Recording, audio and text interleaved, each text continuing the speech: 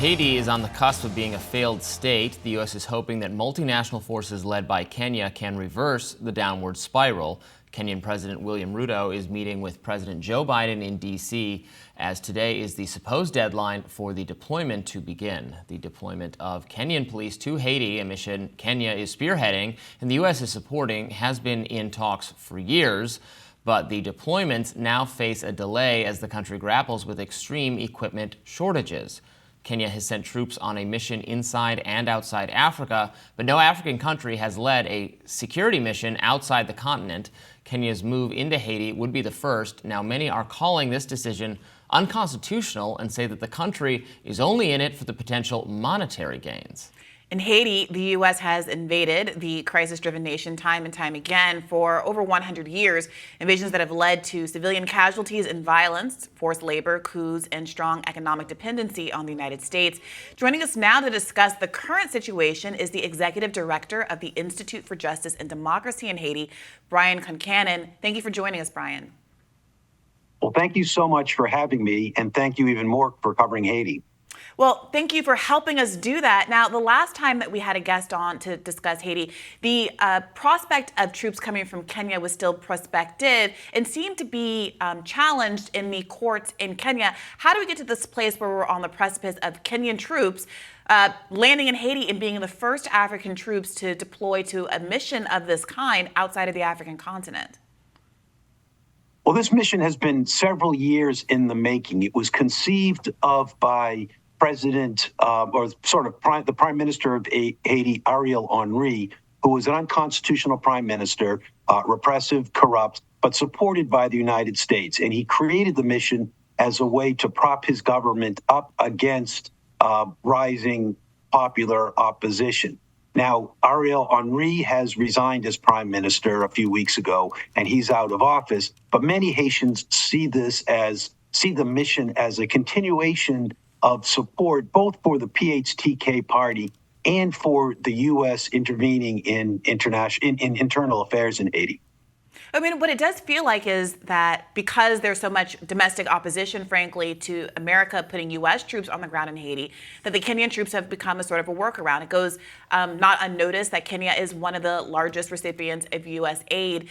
How should people perceive this? Is this, in fact, America avoiding kind of domestic outrage at sending U.S. troops in by basically paying for another country that has pretty significant aid needs to send its own troops to do the U.S.'s political bidding?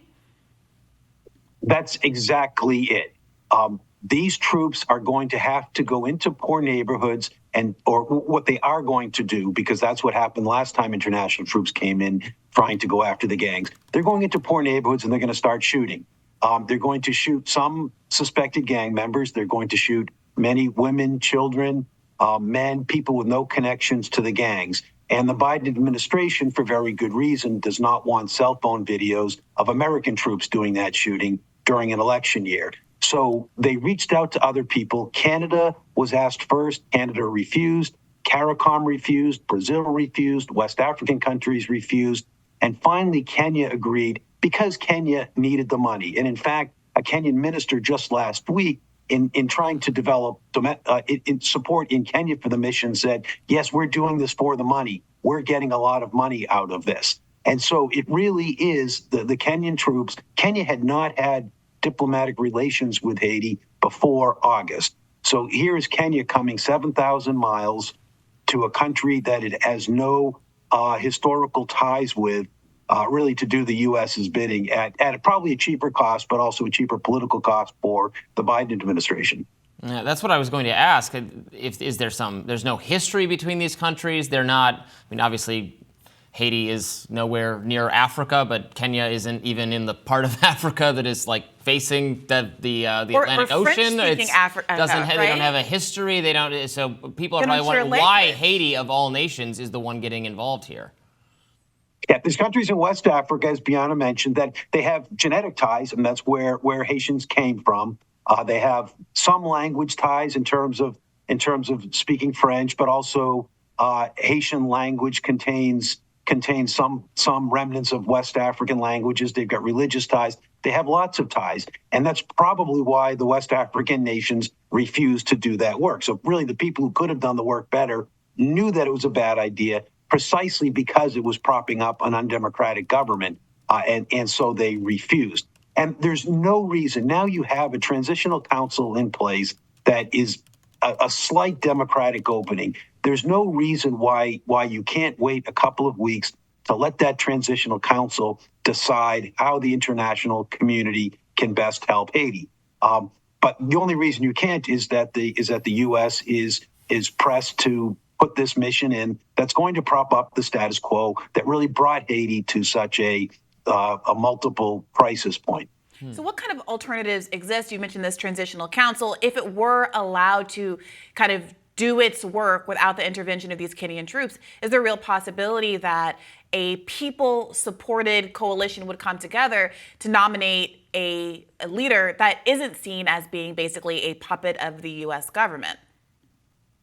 It's certainly possible. Unfortunately, that possibility has been diminished. So when Prime Minister Henry was unable to come back to Haiti on March 5th, pro-democracy elements in Haiti proposed a 5-person transitional council to bring Haiti towards fair elections.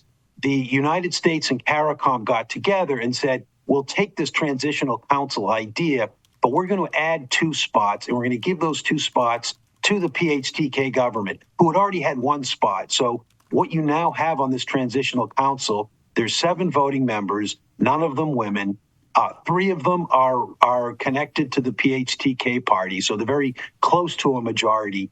2 are reliable Democratic votes, and you have 2 swing votes. So if the PHTK can just pull off one of the swing votes on any matter, then they win. And the pro-democracy side needs to pick up both of those swing votes in order to enact some kind of democratic initiative.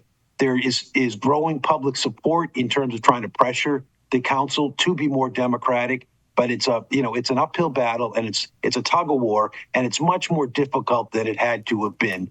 If the international community had respected Haiti's democratic sector proposition of a 5-person council that did give the PHTK party 1 vote, then we would be much further along, and there would be much better opportunities for prosperity and security in Haiti. Some weeks ago, we were hearing of gang-occupied territory, significant amounts of violence on the street, and other problems. What is the situation like on the ground right now?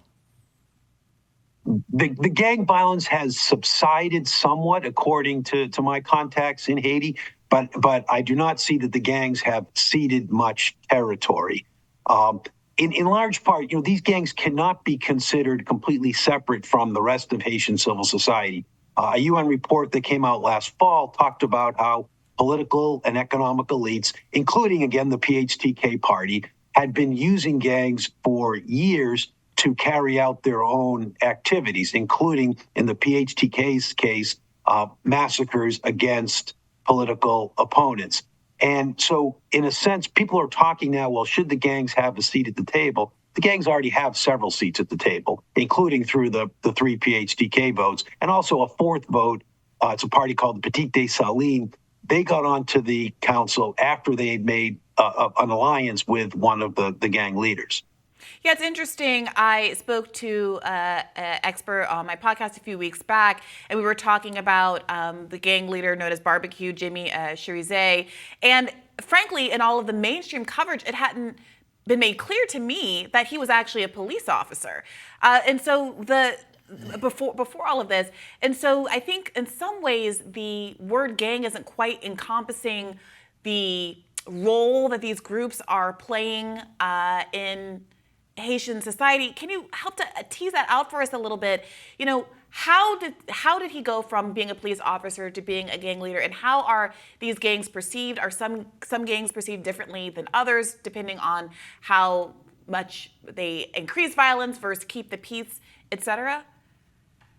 Yeah, that's a really good question, Brianna, including the one about what you call them, which lots of people share your criticism with that term, but people struggle to come up with a better one. So maybe I'll use armed groups as one, as a term. The So the armed groups, they've been in Haiti for decades, and the root cause is that the government is not providing basic government services. When governments do not provide education, jobs, other things, especially to young men between the ages of 15 and 30, you're almost inevitably going to have gang violence. I mean, it happens in the United States, it happens in many countries. In this case, the gangs had been building steadily for years, but they really accelerated their growth when you got this PHTK party into power in 2011. And basically, the PHTK did two things. One, it actively supported the gangs, giving them money, giving them guns, but it also dismantled the accountability mechanisms in Haiti, including it cowed the press, it politicized the police and the judiciary, and all of that opened up an opportunity for the gangs to enlarge their power, an opportunity which they have obviously taken. And there's been a long history of gangs infiltrating the police.